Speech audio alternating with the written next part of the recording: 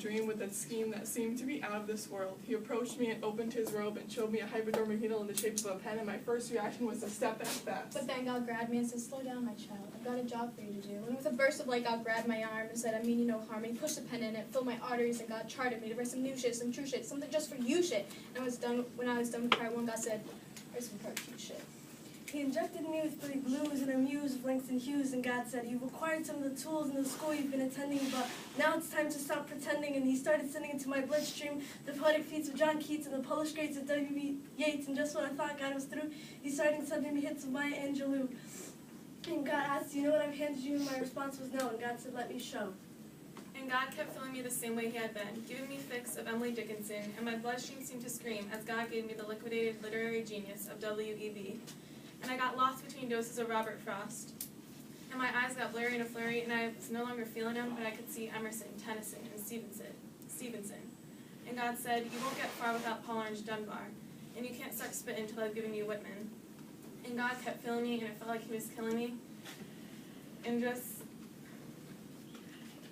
I closed my arm tightly, and God snapped it back open and shouted, "You're not yet ready to write."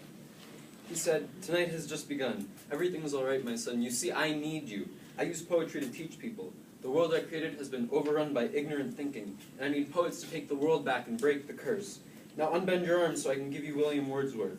And again the pen was shoved into my veins, and God grabbed the reins as if I was a mule. He said, "I use you as my tool and plow the field with you.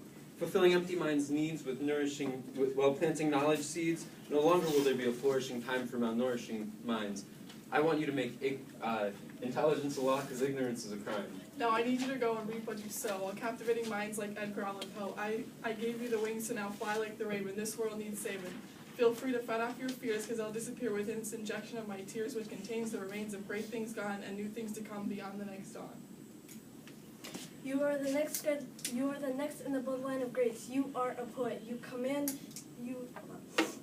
the attention of large groups. You ready troops for a revolution. You write words that can command or condemn, turn boys into men, make other poets push pens. You must be about something more than a slam score based off of 10, because you are a poet. Think about all the great things poets have accomplished, and when the writing gets rough, hold on to your pen and don't drop this. Always take time in your mind to reflect back on the fact that you're the next step forward. I